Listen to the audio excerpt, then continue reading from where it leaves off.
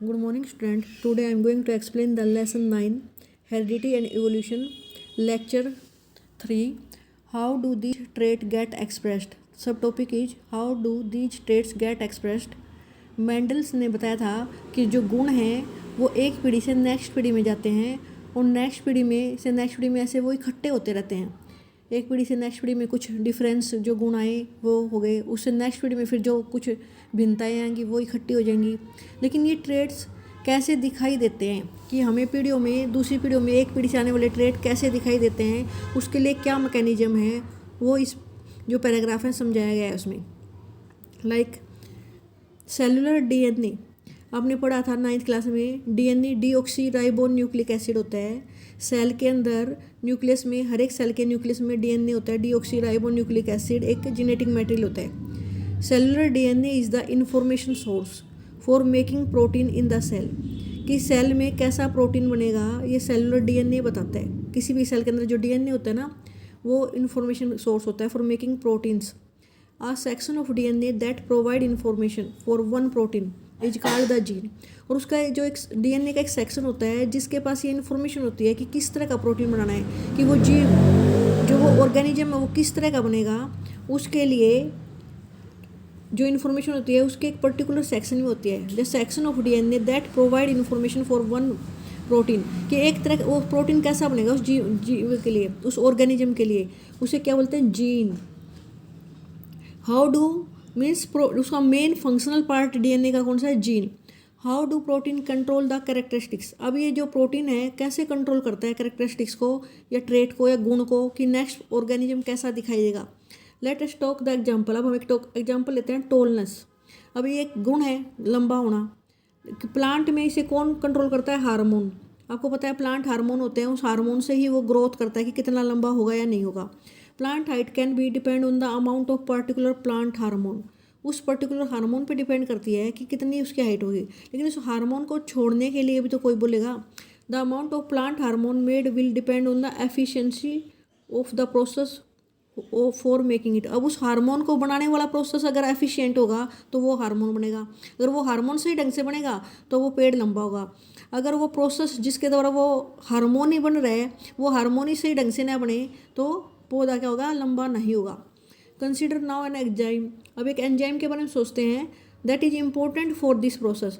If this enzyme is not work efficiently, अगर वो अच्छी तरह से काम ना करे, अच्छी तरह से वर्क करेगा तो हार्मोन अच्छी तरह से बनेगा और पौधा क्या हो जाएगा, टोल होएगा। If the gene for that enzyme has an alteration, लेकिन जो जीन कॉपी होके आ रहे हैं ना, जो डीएनए कॉपी होके आता है नेक्स्ट जनरेशन के लिए, अगर वो ठीक ढंग से ना आए तो जो एंजाइम ढंग से काम नहीं करेगा, एंजाइम ढंग से काम नहीं करेगा, लेस एफिशिएंट होगा, तो अमाउंट ऑफ हार्मोन, जो हार्मोन बनेगा लंबा होने के लिए पौधे का, वो कम मात्रा में बनेगा। फिर पौधा क्या हो जाएगा, शॉर्ट बनेगा। इट मीन्स ये जीन्स बहुत ज़रूरी होते हैं जो डीएनए पे लगे होते हैं। डीऑक्सीराइबो न्यूक्लिक एसिड, डीएनए का जो फंक्शनल पार्ट होता है वो जीन होता है। और जीन क्या करते हैं, कंट्रोल द कैरेक्टरिस्टिक्स और ट्रेट। एक जानवर या एक ऑर्गेनिज्म या एक जीव कैसा दिखाई देगा, उसमें कौन कौन से गुण दिखाई देंगे, किस पे डिपेंड करते हैं, जीन पे।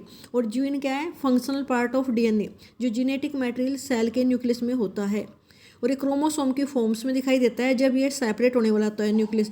एक सेल से दूसरा जब सेल डिवाइड होकर नए सेल बनते हैं तो वो क्रोमोसोम के टाइप छड़ जैसे दिखाई देते हैं।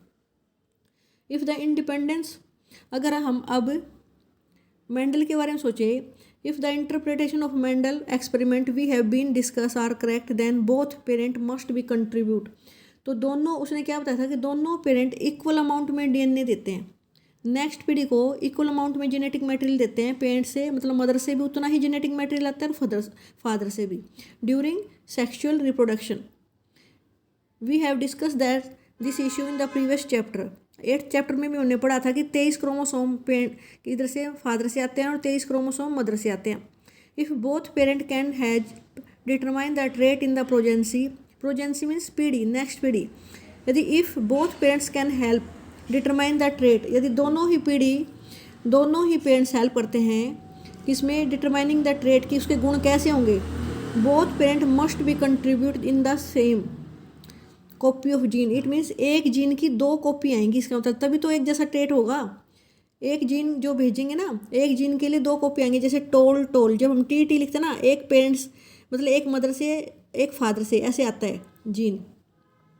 Both parent must be contribute A copy of same gene, एक जीन की दो कॉपी आती है, जैसे मैंने टी लिखा या स्मॉल टी लिख देती हूँ, या टी या स्मॉल टी जो टोलनेस के लिए थे, जैसे ये मान लो फादर से आई ये मदर से आई, इस तरह से सेम जीन की दो कॉपी आती हैं।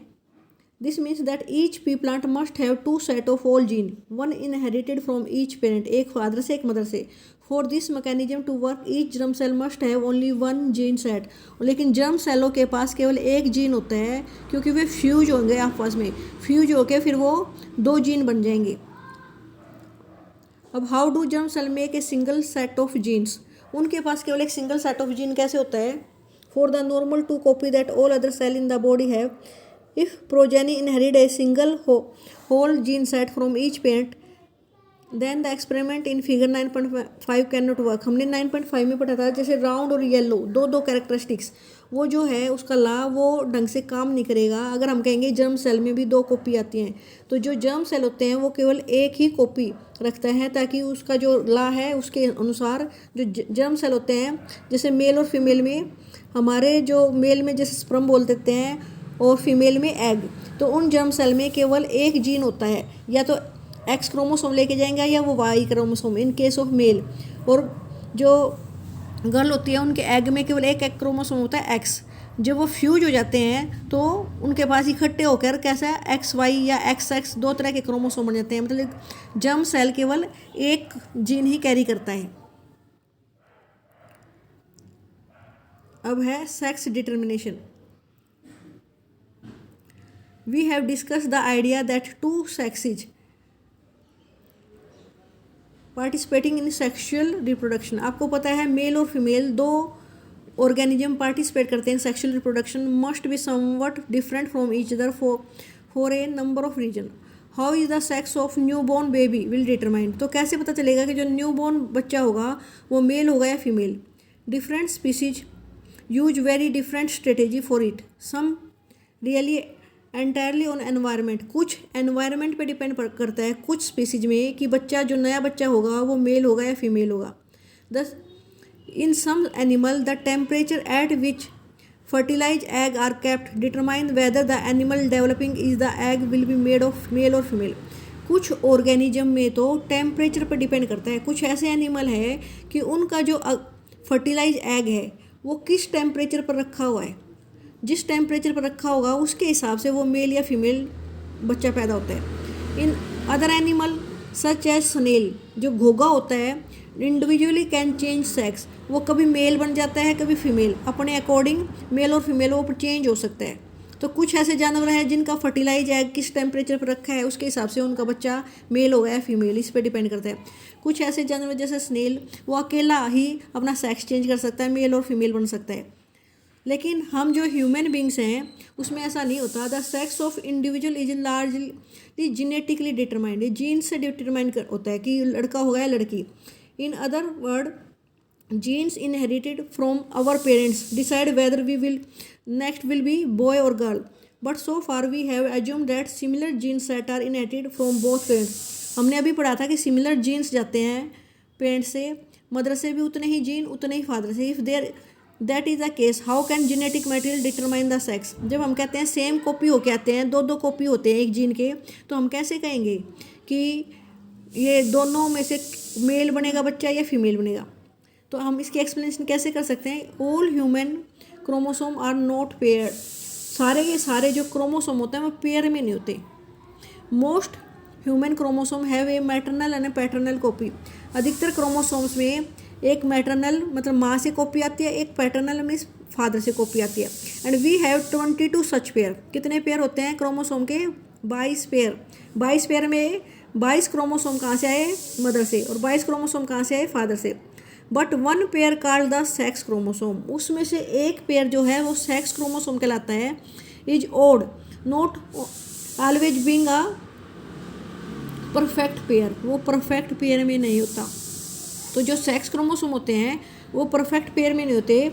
Women have a perfect pair of sex chromosome that is called x type. जो वुमेन होती है उसके पास परफेक्ट सेक्स क्रोमोसोम होते हैं, परफेक्ट पेयर होता है एक्स सेक्स का। लेकिन जो मेल होता है उसके पास सेक्स क्रोमोसोम परफेक्ट पेयर में नहीं होते, वो उनके पास कैसे होते हैं, एक्स वाई फॉर्म में होते हैं, एक एक्स टाइप का एक वाई टाइप का। हाउएवर हाफ द चिल्ड्रन, अब अगर फ्यूज होंगे एक्स और वाई, मैं यहाँ से आपको बताती हूँ। जैसे मेल के पास सेक्स क्रोमोसोम कौन से बताए मैंने, एक्स और वाई, और फीमेल के पास एक्स एक्स। अगर मेल का स्पर्म जिसमें एक्स क्रोमोसोम है वो एग के साथ एक्स क्रोमोसोम ऐसा एग जिसके साथ में एक्स क्रोमोसोम है उसके साथ फ्यूज होगा तो क्या होगा, एक्स एक्स क्या बनेगा, X X type. X X type means female.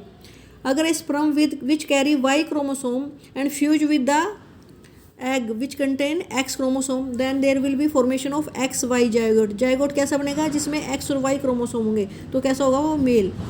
अब इसको हम इस तरह से भी कर सकते हैं, अगर हम उनके जीन्स अलग कर लें, इस जैसे मेल होता है उसके पास X और Y टाइप के सेक्स क्रोमोसोम होते हैं और फीमेल के पास XX टाइप के क्रोमोसोम होते हैं, सेक्स क्रोमोसोम, क्योंकि इनकी टाइप अलग होती है।